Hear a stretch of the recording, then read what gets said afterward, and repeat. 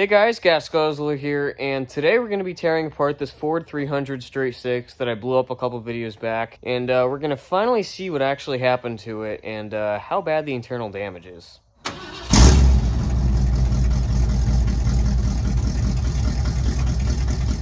So I apologize for the poor lighting. I don't know why it's so dark, but yeah, the time is finally here to start disassembling this thing, mainly because I need some parts off of it for my $500 F-150. I did already pull a couple things off this thing for the first video on that truck. I took off the accessory bracket and a couple other small things, but we already have oil coming out of the blow-by tube. That's wonderful. Pretty much this thing leaked so much oil that everything is spotless. Like, there's not any rust anywhere on this thing. We're going to start with pulling the whole intake and everything up top and just slowly work our way down. But first we got to drain fluids, and I'm probably not even going to use a drain pan. I'll probably just use this bucket because it's half coolant anyway, so it doesn't really matter at this point. But she's got a little bulge, so it definitely threw something. This is about as good as it's going to get because I don't know where the light I had last video went. I'm currently using Amazon work light that's half broken. It's great.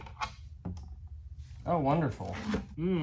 Very, very, very shiny. Oh, good. Someone decided to use Teflon tape on the drain plug. You know, the plastic seal is still on the drain plug, and it's perfectly fine. So why he used Teflon, I could not tell you. Well, it's going to get a little loud in here because I got a giant industrial fan behind me. It's about 84 degrees out, and it's about 20 degrees hotter in here, so it's also currently ripping itself apart, so that's great. So if anyone doesn't know what an EGR valve is, it stands for exhaust gas recirculation. Literally what it does is this pipe runs to one of the exhaust manifolds, and it simply just takes exhaust gases, puts them back in the motor to burn. It's supposed to, I don't even know what it's for, honestly, but we're deleting it on my white truck, so. Alrighty, so it's the next day. Got my head mount. I think where we left off was I was just trying to pull off the intake, and I need my gloves. There they are. There we go. Intake. Look at that. How did this not catch on fire? There you go. There's one exhaust manifold. There you go. It looks scary because of the whole intake manifold. It looks stupidly complex. But I mean, obviously, if you look at it, once it's off, it's really nothing there. Oh, really? So I have worked on trucks in the past, and people have commented asking for parts. I'm willing to sell a lot of stuff off this motor that's still good. I'm up in Connecticut, so if anyone's in New England, you can meet up somewhere in public. Mainly just because I don't, want people coming to my house, but I don't exactly ship just because of expenses and complications and stuff. I guess if you want something, just comment or email me, and we can figure it out then. But so it's been a little while. In the meantime, I had been doing some work to this truck that you guys love, and this wasn't supposed to be a video. I never filmed anything on it. But it was supposed to be a quick and easy fix, and that kind of completely went out the door. So I will probably make a video putting this thing back together. But yeah, back to tearing this thing apart finally. I think I was getting ready to pull the power steering pump and this whole bracket. Yeah, I guess let's get to work. To get the water pump off, I'm pretty sure you gotta first take the pulley off, which is gonna be fun.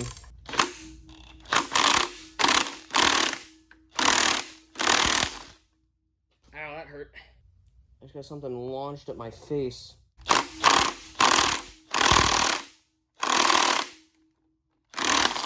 Ow. Alright, so I'm just gonna take the bracket off with the power steering pump attached, because we're not doing that. Here we go. I can't tell if that's actually spinning. You know what's bad when the bolts are loose enough that you question if the socket's too big and isn't grabbing? So obviously earlier 4.9s had a carburetor and mechanical fuel pump. What's cool is that they never actually changed the design of the block. Instead what they did is they just cast them without the hole there. That's pretty cool. So I got all the bolts out for the valve cover. Go ahead and see what lays below it.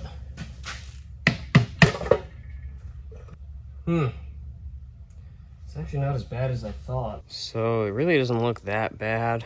This rocker has some big rust particles on it. Other than that, it doesn't look that bad. Everything's covered in milkshake, obviously, but that could just be from water getting in that breather or something. I don't know, I was actually expecting much worse. Well, let's pull the spark plugs and then we can try to get the head off. So I'm pretty sure all of them are like hand tight. All right, let's see cylinder number 1. Oh boy. We have piston to head contact, and there's a ton of metal on this. Almost looks like anti-seize, I don't know. Well, we got one cylinder that went kaboom. 2 actually looks really good. Looks like it might have had new plugs in it before it, you know, met its final fate. And lastly, cylinder number 6. Oh boy, we got another winner. There you go. Piston to head contact. So me and Justin were right. When we originally blew this thing up, we thought it might have let go of 2 pistons, and that's supporting our theory. So let me go ahead and try to get this head off. So from my experience, okay then, these 4 9s never really snap bolts in the typical places that an engine would. So either head bolts or definitely exhaust and intake bolts, since they're both on the side of the motor, but I've never had an issue with them snapping. They definitely put up a fight, but they don't snap. These motors were built good. You know, it probably would have been easier to just use an impact. I might do that. Wish you guys could smell this thing right now. It smells horrible, and I'm not kidding. I don't know how to describe it. It's just terrible. Here we go. Well, surprisingly, the push rods look fine. The pistons, however, not so much. Actually, that's odd. That's very odd. So, sure enough, cylinder 1, she eated some head. And cylinder 6, despite having a crushed spark plug, looks perfectly fine. The cylinder walls actually look beautiful. I don't even see scoring or anything. However, cylinder 4, she had a bad day. Actually, this piston isn't attached. Cylinders 1 and 6 come up together, 2 and 5 come up together, and 3 and 4 come up together. And I may not be smart, but yeah. What about 1? Actually, that might be seized in there, but we'll go ahead and look at how this thing looks. Ugh. Let's see that head gasket, because when I bought it, the head gasket was blown. I just want to see where it let go. Right there, I think. There's a crack.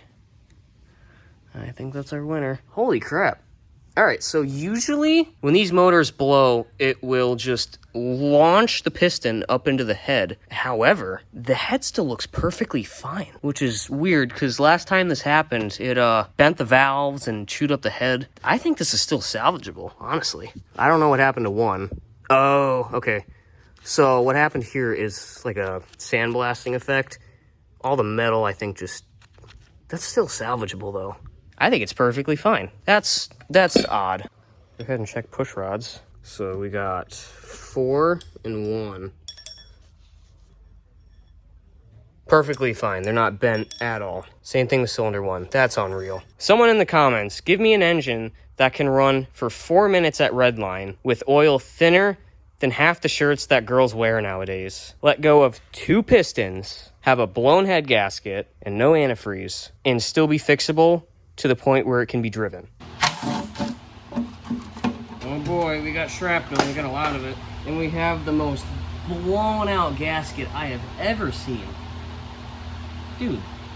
Alright, survey says that cylinder is gone. How about cylinder 1? Everything down here looks fine. Up top, yeah, not so much. But, oh, you know what? It's starting to make sense now. So, when we blew this thing up, at first, it let out a super loud bang, which was, I'm pretty sure, cylinder 4 letting go. And then a little while after, it let out a smaller one, which I'm pretty sure was cylinder 1 doing whatever that was. Because I don't think the piston actually let go. It might have bent the rod, but... So I guess when that rod let go, it shot the bearing into the side of the line for the oil pickup and just absolutely bent the crap out of it. All right, let's see what we got. What the hell is all that? Oh, that's all bearing. That's what that is. Dude, it shredded it. There are pieces everywhere. Like little tiny itty-bitty pieces, too. Well, that was a bearing. Oh god. Everything. Oh, why? Why do you do that? There we go. Alright, well, yeah, I'm not even going to try to stop that. At least I put the cardboard down. That caught most of it. And the bearings are definitely worn. So what you don't want to see is any copper showing through your bearings. That means that they're severely worn down. With 352,000 miles on this motor, I mean, I'd kind of expect that considering I held it at redline for 4 minutes, but she was probably due for a rebuild before I did that anyway. So I'm gonna go ahead and knock all the pistons out. Literally just gonna use the oil pan strap things. There she goes. It's not quite as catastrophic as I would like to see, but it's pretty bad. So it looks like what happened is the ring let go right here and then it just chewed right through the piston. Yeah, I don't think this thing was getting any oil. It is bone dry. Hell, it's got rust on it. Yeah, it's seized. It still turned when it was bolted up, but not very freely. Oh God. It's fine. They're supposed to look like that. Color, at least. I mean, it's got minor scuffing, but like, you could probably still use these. Throw some new rings on it and you'd probably be fine.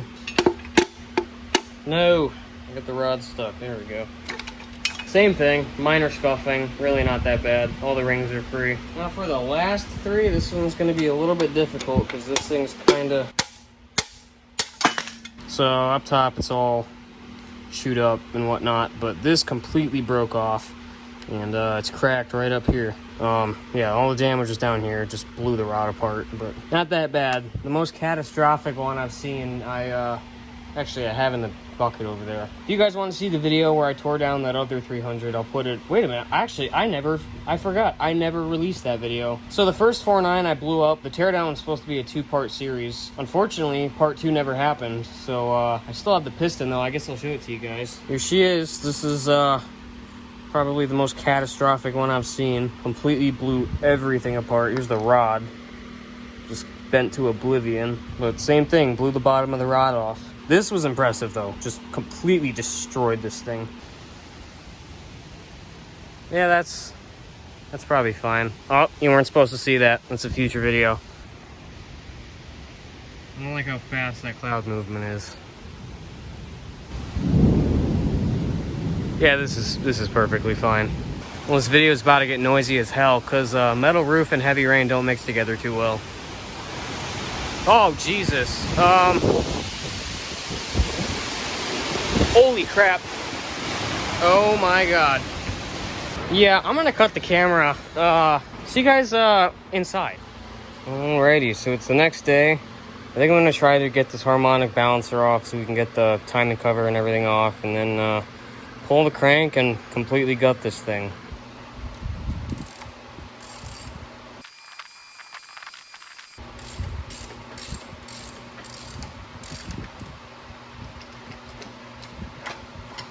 She goes. Harmonics off. So I don't have the right wrench for the fan clutch. Can't take that off, which would have made this job way easier, but I don't think this thing wants to let go. I got all the bolts. Oh God. Here, how about a little bit of motivation? There you go. No, not my nice fan blades. There she is. Let me see if I can figure out how to get these gears off. I'm pretty sure you take these out, stick a puller in there, and then... I don't know, we'll see. Well, after a bit of, you know, observing, I've discovered that you can, just kind of... Yeah. Hammer, there you go. Well, I guess the only thing left is the crank.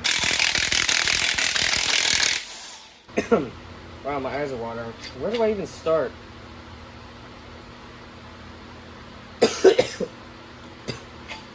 Dude, it's gonna make me throw up. I don't even know what it smells like or even how to start describing it.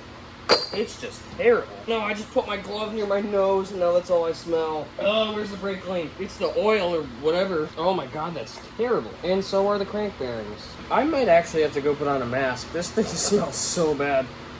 Well, do I get to just yoink this thing out of here now or what?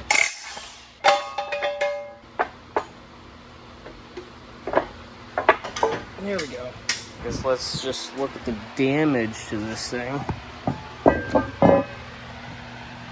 Right there. That's really all that happened. Well, I think that's gonna be it for this video, because I don't really think there's anything else to take off this thing. So there you have it. That's what happened to that 300 that I blew up. Kind of disappointed the damage wasn't as bad as I thought it would be. But if you guys enjoy my content, please like and subscribe. It helps me out a lot. And stay tuned for more videos on this thing. Pretty sure I gotta pull the head now, so that's gonna be fun. But yeah, I think that's gonna be it for this video, and I will catch you guys in the next one.